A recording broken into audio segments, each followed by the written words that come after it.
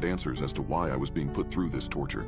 However, I wasn't able to form the words. Being alone for so long in that room had taken a toll on me.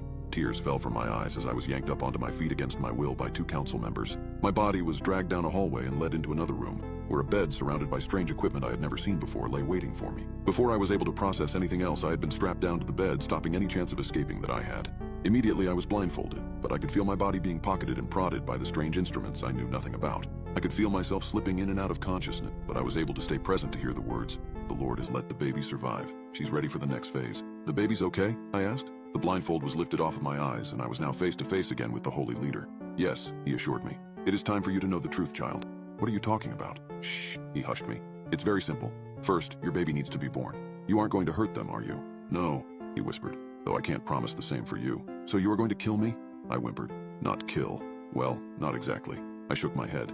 The claim was absolutely ridiculous. "And how are you going to do that?" "Simple. We're going to feed you to your baby." Without another second passing, a sharp pain shot up through my whole body, causing me to yell out. "The child!" a council member exclaimed. "They're coming!" It was unlike anything I ever felt before. Strong cramping in the abdomen, groin, and back, as well as an achy feeling. Couldn't help but be felt as I could feel my baby ready to leave my body. I screamed out as the feelings intensified, and I was met with several needles being stabbed into all sides of my body. Whatever I had been injected with had caused the pain to become numb, and I was able to push my baby out within minutes. "She's beautiful," the holy leader gasped. "She's the perfect vessel for your soul. Once she's eaten the last of your body, you will become purified and renewed for your new life in our community." "No!"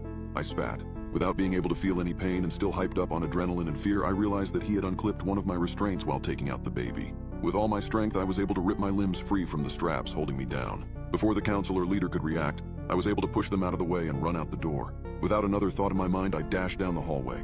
I ran down staircases and sprinted through rooms as I inched closer to my escape. The hallway seemed like it had infinite turns, each hallway having dozens of rooms. I could only imagine how many people were in this place with me, and how many never made it out. The front door was soon in sight, and a smile crept onto my face as I realized I had done it.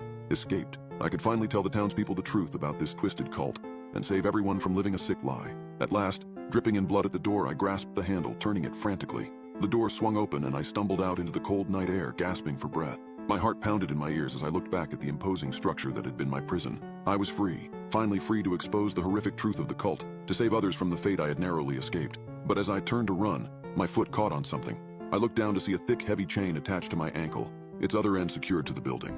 Panic surged through me as I tugged desperately at the chain, but it was unyielding. Then the chilling realization hit me. They had never intended for me to leave alive. As I struggled against the chain, the sound of slow, deliberate footsteps approached from behind. I turned to see the holy leader, flanked by his council, emerging from the shadows, their faces twisted in a grotesque semblance of